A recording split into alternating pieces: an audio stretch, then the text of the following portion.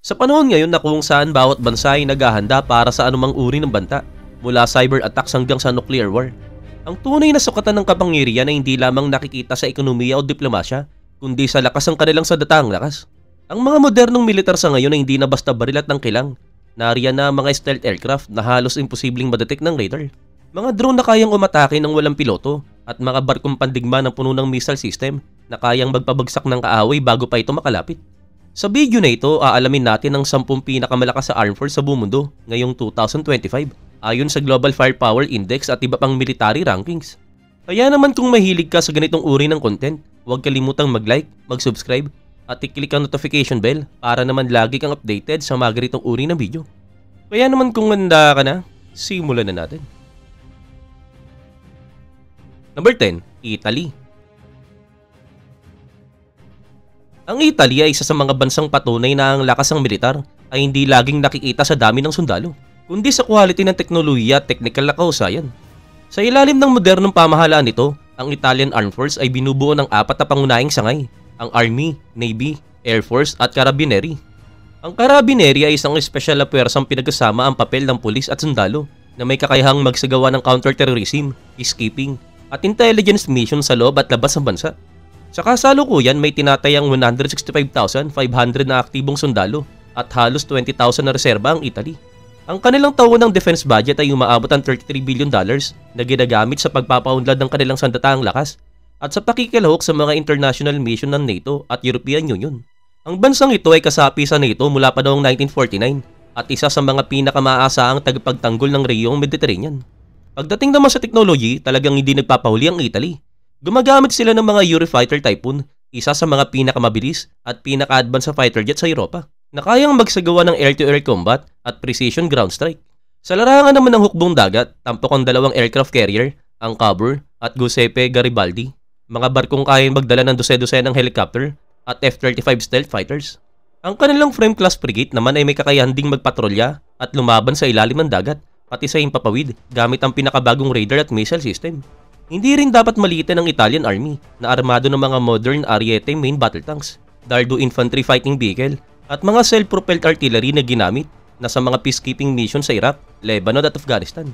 Sa larangan naman ng industry, nakikipag-ugnayan ng Italy sa mga kilalang kumpanya tulad ng Leonardo SPA na gumagawa ng mga advanced radar, drones at electronic warfare system na ginamit hindi lang sa kanilang bansa kundi sa buong Europa.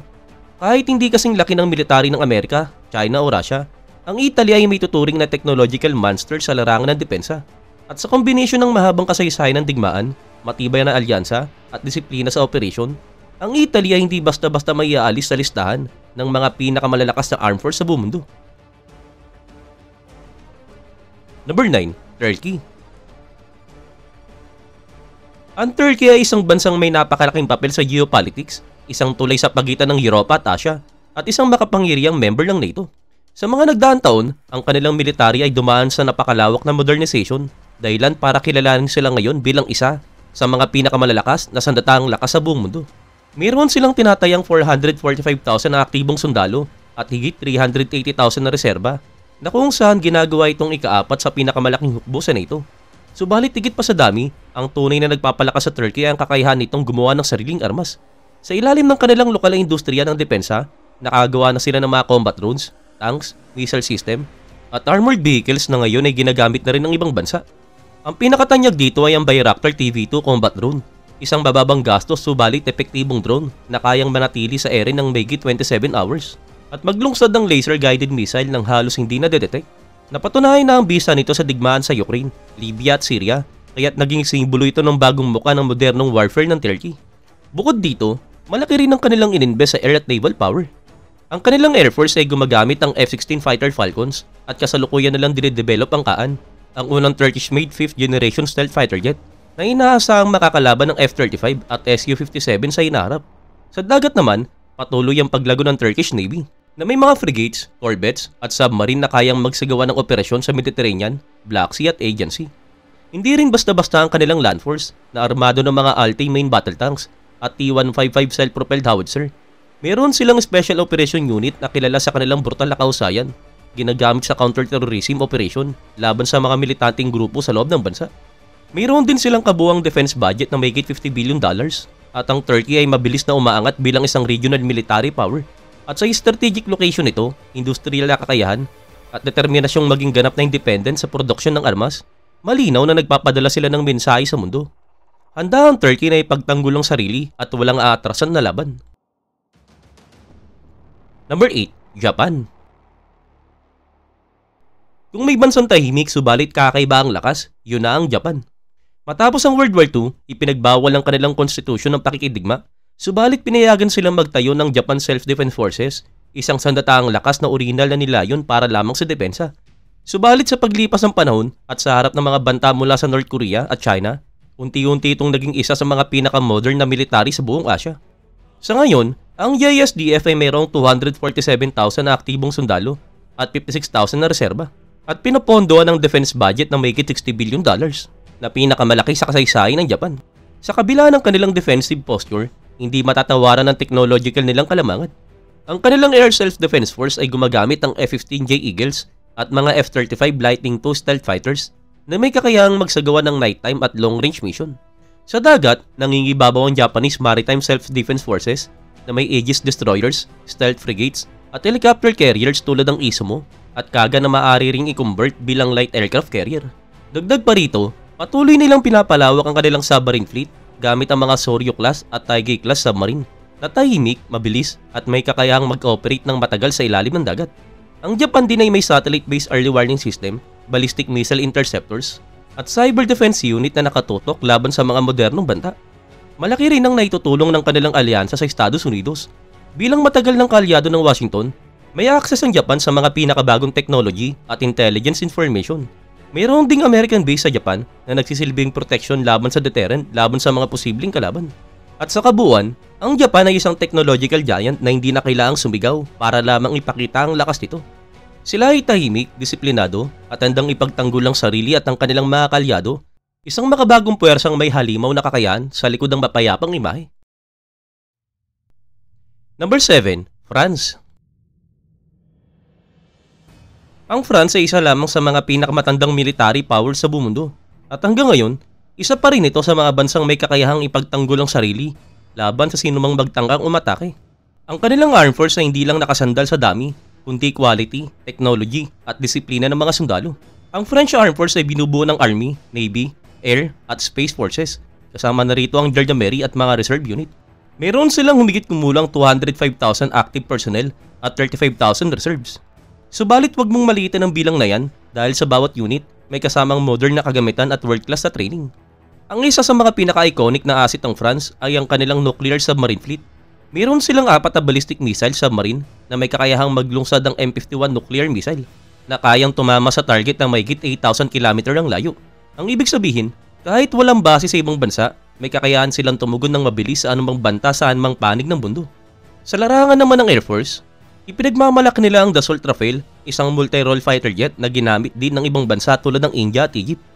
Kayang makipagbakbakan ng Rafale sa mga F-35 at Su-57 dahil sa advanced radar, stealth design, at kakayahang magdala ng iba't ibang klase ng missile at bombs. Dagdag pa rito, may sarili ding nuclear weapon program ang France na may tinatayang 290 warheads. Isa sila sa lamang bansang opisyal na kinilalang may sandatang nuclear sa ilalim ng Nuclear Non-Proliferation Treaty. Kombinasyon ng kasaysayan, teknolohiya at disiplina ang dahilan kung bakit nananatiling nasa top tier ang France. At kahit bihira silang makialam sa digmaan, kapag kumilos ang France, hindi basta-basta ang kanilang galaw. Number 6. United Kingdom. Ang UK ay hindi lamang basta kilala sa maharlikang pamilya o Buckingham Palace, kundi isa rin sa mga pinakamalakas na military forces sa buong mundo.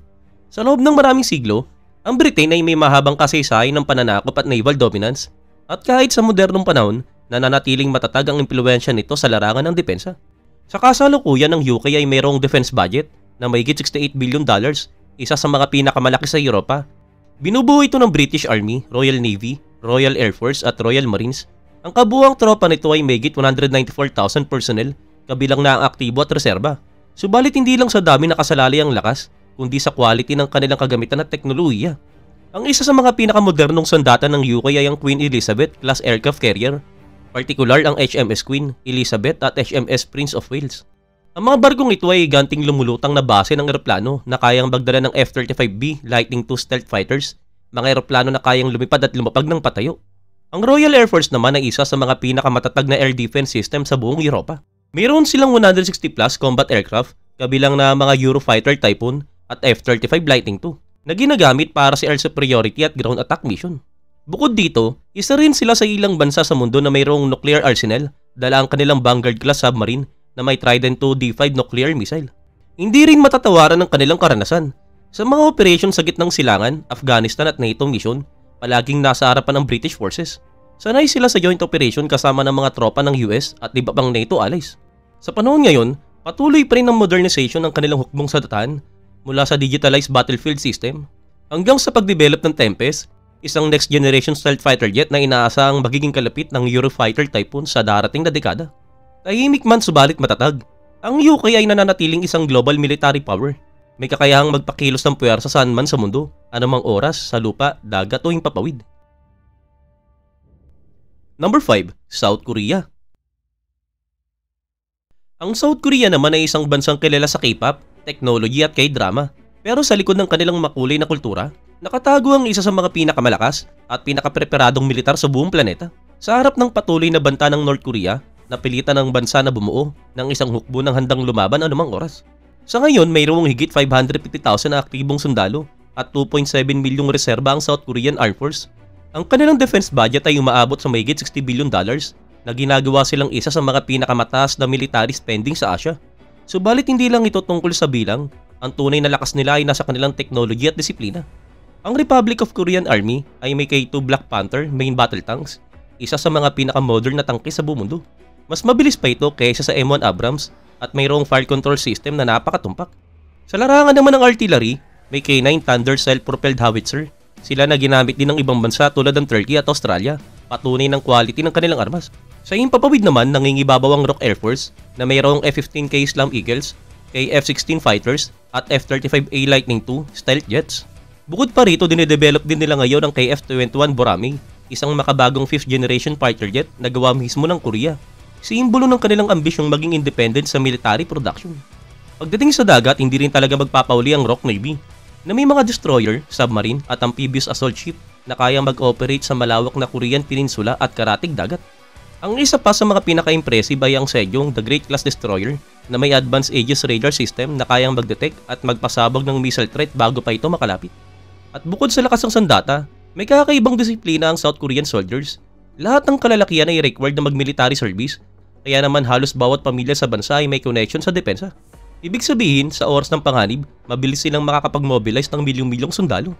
Ang South Korea hindi lamang protektado, sila ay handang lumaban. Sa technology, training, at matinding determination, patuloy silang umaangat bilang isang bansang may isang pinakamabisang puwersang military sa buong mundo. Number 4. India. Ang India hindi lamang kilala sa bansang may mabilis na lumalaking economy, kundi isa rin sa mga pinakamalakas na military sa buong mundo. Sa rehiyon ng Timog Asya, walang bansa ang maaaring tumapat sa lawak, disiplina, at kakayahan ng Indian Armed Force na may mahigit 1.45 milyon na aktibong sundalo at halos 1.2 milyon na reserba. Ang kanilang lakas ay nahati sa tatlong pangunahing sangay, Indian Army, Navy at Air Force. Ang Indian Army ay mayroong libu-libong tangke, kabilang na dito ang Arjun main battle tanks at ang imported na T-90 Bhishma mula Russia. Mayroon din silang napaklaking arsenal ng self-propelled artillery, armored vehicle at missile system na kayang tumama sa target mula sa daang-daang kilometro ang layo.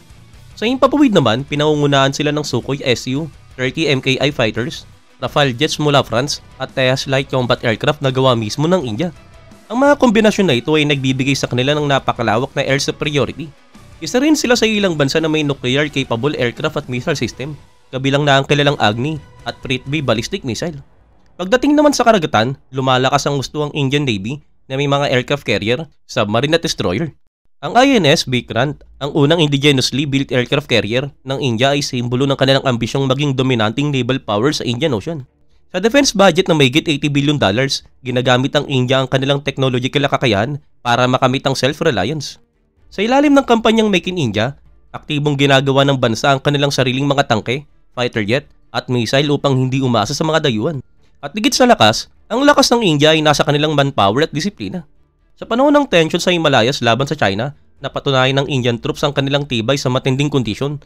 Tataas na higit 14,000 feet sa gitna ng yelo at kakulangan sa oxygen. Ang kanilang motto ay malinaw, service before self. Sa kombinasyon ng laki, technology at determination, malinaw na ang India ay isa sa mga global superpowers sa larangan ng militar at patuloy pang lumalakas taon-taon. Number 3, People's Liberation Army, China. Ang China ay may tuturing na pinakamabilis na umangat na military superpower sa modernong panahon. Sa loob ng ilang dekada, nagmula ito sa pagiging regional power tungo sa pagiging pandaigdigang puwersa na kayang sumabay at sa ilang aspeto ay lumamang pa sa mga bansang kanluran. Sa ngayon ng PLA ay may mahigit 2 milyong aktibong sundalo, ang pinakamalaki sa buong mundo. Subalit ang tunay na puwersa ng China ay hindi lamang nakasalalay sa dami ng tao, kundi sa bilis ng kanilang technological na pag-unlad. Sa ilalim ng pamamahalang komunista, sinimula ng China ang isang napakalawak na programa ng military modernization na layuning gawing world-class military pagsapit ang taong 2049, ang ika-100 taon ng People's Republic. Sa lupa, kontrolado ng PLA ground force ang libu-libong Type 96 at Type 99 main battle tanks, advanced rocket artillery at mga ballistic missile system tulad ng DF-21D. Na tinaguri ang carrier killer dahil kaya nitong pabagsakin ng mga aircraft carrier ng kalaban sa malalayong distansya. Sa himpapawid, nangingibabaw naman ang PLA Air Force na may mahigit 2,000 combat aircraft. Dito matatagpuan ang J-20 Mighty Dragon, isang 5th generation stealth fighter jet na maihahambing sa F-22 Raptor ng US. Ang eroplanong ito ay may kakayahang maglungsad ng long-range missile habang nananatiling halos hindi nakikita sa radar, isang patunay ng kakayahan ng China sa stealth technology. Subalit ang tunay na simbolo ng paglakas ng Beijing ay nasa karagatan. Ang PLA Navy ay kasalukuyang may pinakamaraming barkong pandigma sa buong mundo. Mayroong itong mga aircraft carrier, kabilang na ang Shandong at Fujian, mga nuclear-powered submarine, at Type 055 destroyer na puno ng missile launchers. Sa pamamagitan ng kanilang artificial island sa South China Sea, ginagawang base ng militar ng China ang mga dating bahura upang palawakin ang kontrol sa reyon. At hindi lamang physical na lakas ang puno ng China, malakas din sila sa cyber warfare, satellite surveillance at artificial intelligence militarization.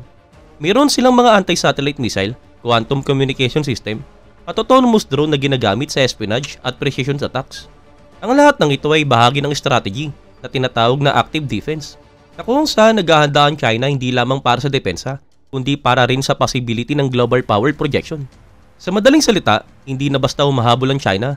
Ngayon isa na sila sa mga bansang tinatakbuhan ng iba pagdating sa military innovation at lakas. Number 2, Russia. Kung may bansang nagpakita na ng tibay sa kabila ng lahat ng unos, yun na ang Russia.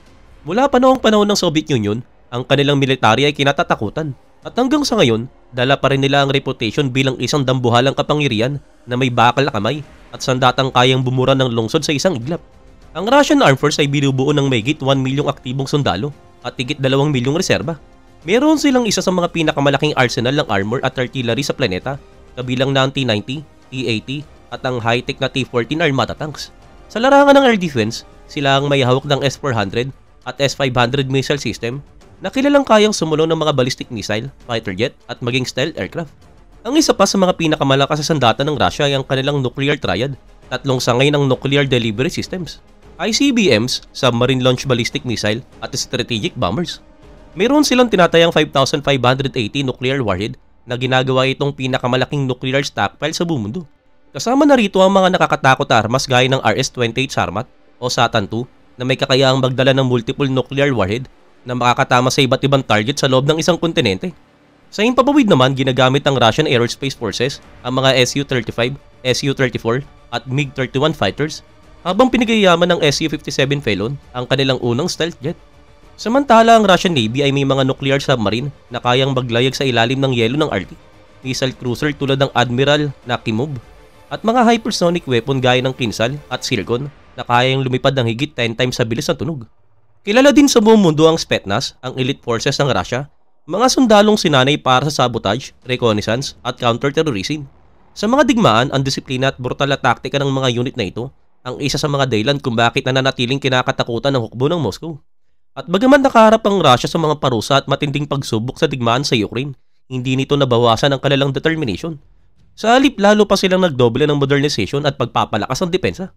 Para sa kanila, ang lakas ay hindi lang nakikita sa technology, kundi sa kakayahang manatiling matatag kahit buong mundo na ang kalaban. At ang mensahe ng Russia ay talagang malinaw. Maaaring bumagsak ang mga imperyo pero ang lupain ng bakal mananatiling nakatayo. Number 1. United States of America. Walang duda na ang Estados Unidos ng Amerika ang sinasabing may pinakamalakas na armed force sa buong mundo.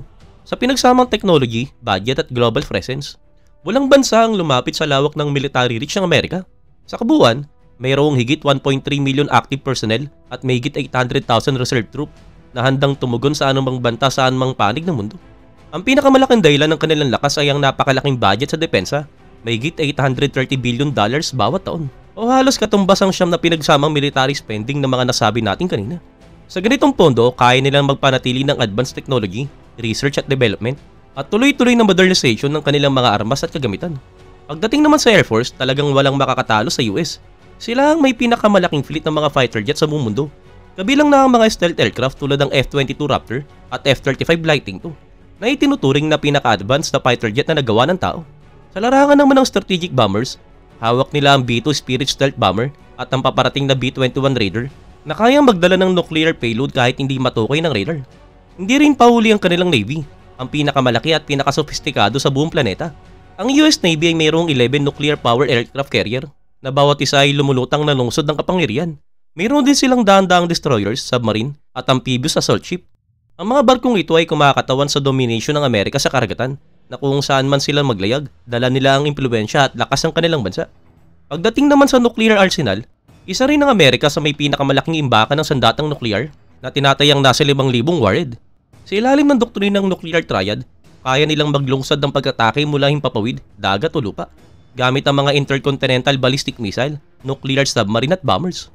Bukod pa sa pisikal na lakas, isa pa sa mga dahilan kung bakit nangunguna ang Amerika ay ang kanilang malawak na network ng mga base militar. Mayroon silang mahigit 715 base sa higit 80 bansa mula Asia hanggang Europa.